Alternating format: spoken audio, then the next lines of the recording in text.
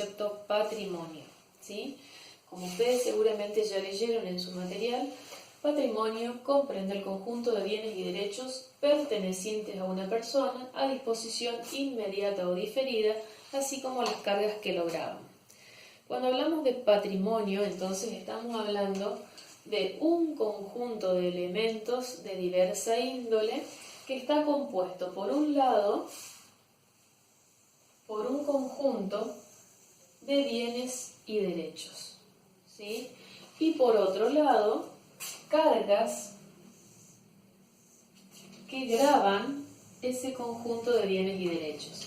Vamos a analizar nosotros hoy parte por parte de este concepto para poder tener claridad sobre qué es el patrimonio, palabra que ya vimos cuando analizamos el concepto de contabilidad, porque justamente una de las finalidades o la utilidad de la contabilidad es conocer la composición y la evolución del patrimonio.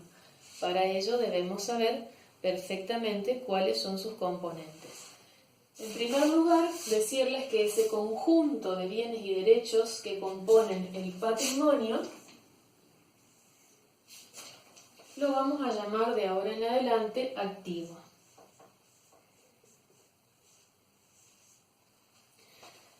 Ese conjunto de bienes y derechos, entonces, en primer lugar decimos que el activo está compuesto por bienes. Pero no todos los bienes que existen, sino los bienes económicos, a diferencia de los bienes libres. Esta diferenciación se hace porque realmente es muy importante, no podemos incorporar al patrimonio de una persona física o jurídica bienes que son libres, no corresponden.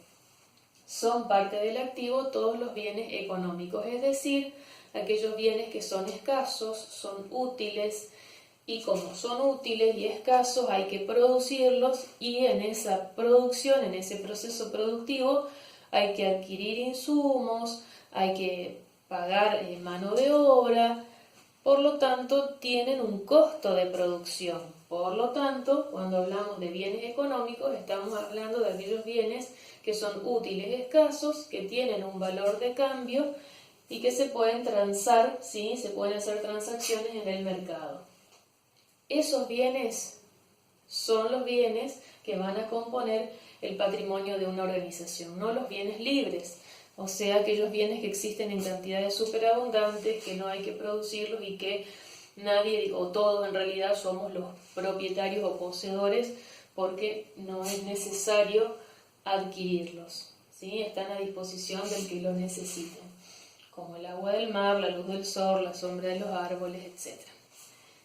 Bien, entonces, en primer lugar, el activo está formado por bienes. Esos bienes pueden ser materiales, además de ser económicos, pueden ser materiales o pueden ser intangibles. ¿Cuándo los bienes son intangibles?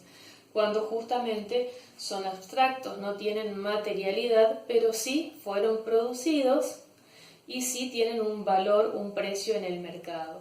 Por ejemplo, la llave de negocio, ¿sí? El valor que tienen las marcas, las patentes de invención, son también activos de una organización. Bien, y los derechos, que justamente, como su nombre lo dice, es el derecho a exigirle a un tercero alguna prestación o el pago de una suma de dinero. Puede ser, en el caso de un cliente al que le hayamos vendido en cuenta corriente, tenemos derecho a exigirle el pago de esa venta, o a un proveedor exigirle que nos entregue mercadería si es que hicimos un pago adelantado, ¿sí? Son distintos tipos de derechos, pero todo aquello que signifique algo positivo para la organización va a formar parte del activo. Se dice entonces que esa masa patrimonial positiva que compone el patrimonio se llama activo. Bien, dice luego el mismo concepto que este conjunto de bienes y derechos pertenecen a una persona. Esta palabra pertenecientes nos está indicando que necesitamos el derecho de propiedad sobre estos bienes para ser considerados parte del activo. Si nosotros solamente tenemos la posesión, es decir, la tenencia de estos bienes, no es suficiente para considerarlos parte de nuestro activo si es que otra persona tiene su propiedad. Ese otro será el titular de este patrimonio, de este activo, el que tenga propiedad.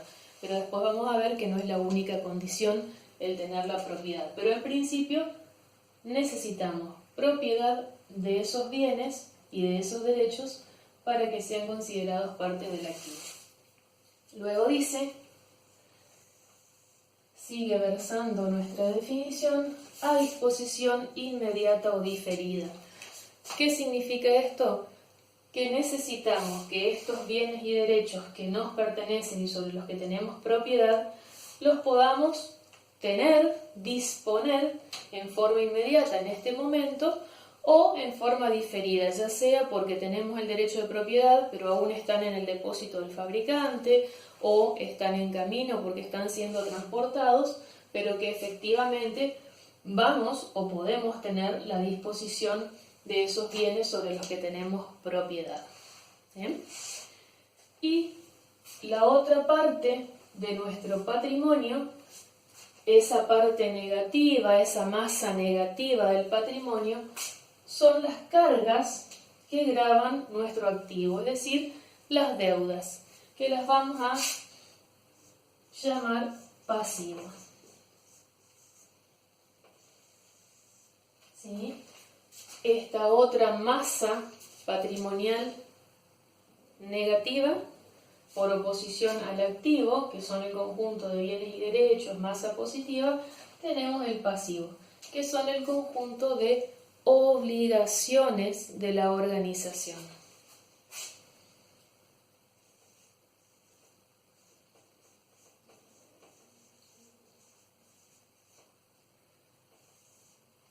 Cuando hablamos de organizaciones vamos a ver una diferenciación entre obligaciones ciertas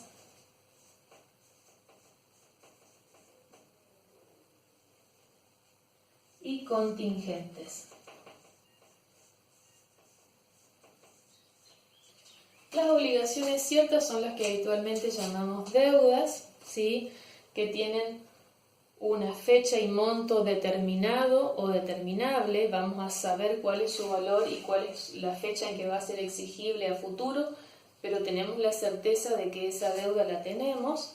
O pueden ser este otro tipo de obligaciones que son las contingentes, y es cuando hablamos de previsiones, es decir, situaciones que no tenemos certeza de que van a ocurrir, pero es probable que ocurran. Y allí hablábamos de indemnizaciones por despidos, por accidentes laborales, por incobrabilidad a los clientes. Entonces, contablemente se registra como parte del patrimonio esas deudas contingentes o previsiones que para registrarlas se hace un cálculo estimativo de acuerdo a una estadística del pasado, de la vida de la organización, para saber aproximadamente qué monto, ¿sí?, de deudas o de obligaciones contingentes podría tener la organización en el futuro y dejarlo contemplado o que lo refleje nuestra contabilidad. Deudas, por otro lado, ciertas, aquellas que efectivamente conocemos o vamos a conocer en el futuro su monto y su fecha de exigibilidad, si es que ya no la sabemos. Pueden ser incluso deudas ciertas, determinadas, ya sabemos cuánto y cuándo vence, o determinables, vamos a saber en el futuro el monto exacto y la fecha de vencimiento. Por ejemplo, deuda a proveedores, deudas al Estado, deudas impositivas, deudas de cargas sociales, etc. Bueno, y básicamente así se compone el patrimonio. Vamos a desglosar después bien cómo se compone el activo y cómo se compone el pasivo.